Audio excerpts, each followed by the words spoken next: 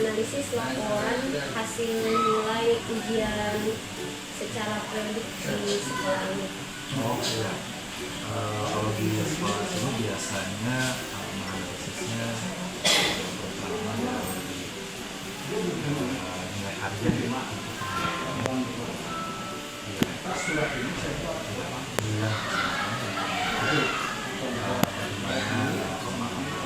siswa terkait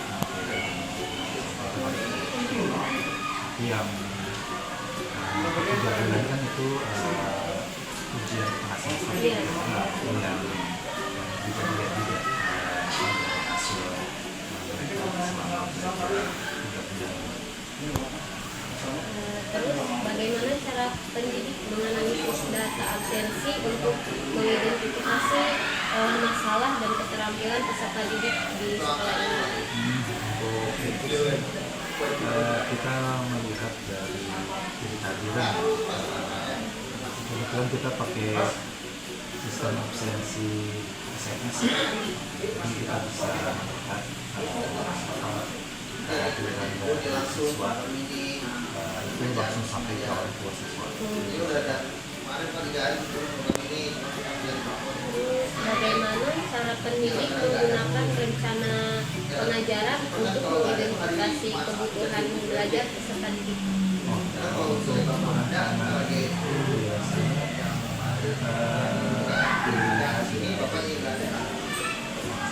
materi mapel pasarnya memang itu materinya apakah bisa diaplikasikan dalam keseharian mereka gitu ya, sehingga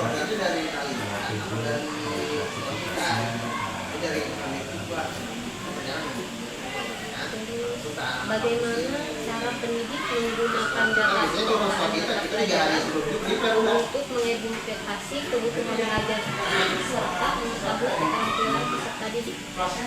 kalau untuk itu paling di sini kalau sebagian ada memakai kurikulum aktivitas itu biasanya kita pakai pengertian pakai proyek kayak 5 itu yang terakhir. Nah, itu setelah kita bisa lihat bagaimana aplikasi antara materi dengan pembuatan proyek atau pelatihan mereka dalam aplikasi ini. Yang terakhir, bagaimana cara pendidik menganalisis data penjadwalan di sekolah ini? Oh, mana sih? Iya. Karena kan di sini guru-gurunya tidak hanya ngajar di sini aja. Oh, iya. Jadi untuk menganalisisnya mereka itu biasanya prosedurnya mengajukan jadwal untuk apakah yang mengajarnya itu sudah bentrok atau enggak. Oh iya. Itu aja mungkin. Iya. Terima kasih Pak. Iya. Nah, bagaimana sekolah ini mengelola dan melindungi informasi terkait dengan nomor induk siswa?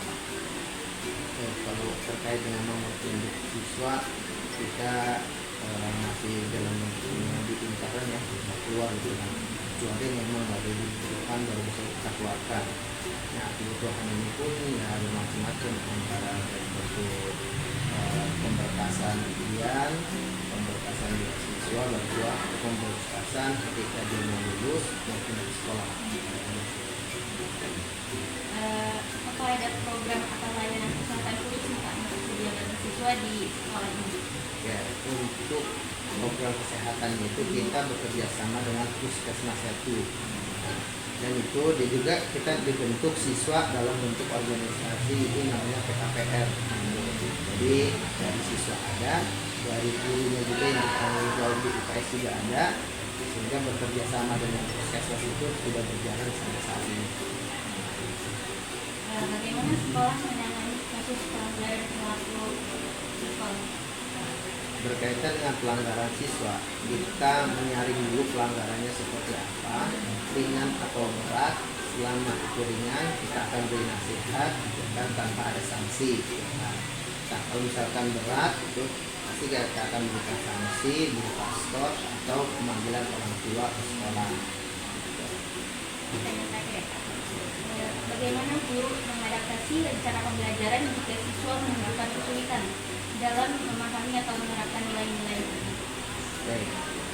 berkaitan dengan hal tersebut, maka guru melakukan yang namanya pemberian materinya itu sesuai dengan yang dibutuhkan ataupun yang yang sudah dirancang gitu kan, dan dengan metode mengulang. Kita mengulang terus ngasih materinya dan juga mengasih jam tambahan apabila memang pelajaran itu dibutuhkan untuk hal tertentu yang dituju atau dipakai sekolah ini. Bagaimana cara Bapak mengelola kinerja karyawan dan guru di sini? Oh ya, untuk melihat kinerja ya pertama sih kita akan melihat dari sisi pengawasan secara absensi ya. Nah, ini kita lihat tahap titik kehadiran mereka gitu ya. Selama seminggu sekali kita akan evaluasi setelah terkait dengan perjalanan penyelesaian itu prosedurnya akan ada pemanggilan dari pastor.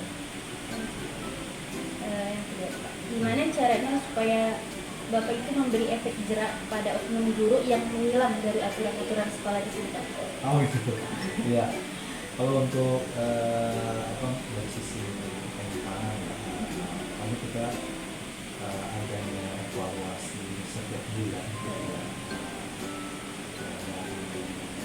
Unsur guru dan juga kelas ya, biasanya kan anak itu akan mengadu kepada kelas gitu ya, terkait bagaimana penyampaian setiap bulan. Dan kita ada evaluasi bulanan, nah itu akan terlihat ya apakah ada yang sebenarnya bukan menyimpang ya, maksudnya keluar dari materi yang diajarkan gitu.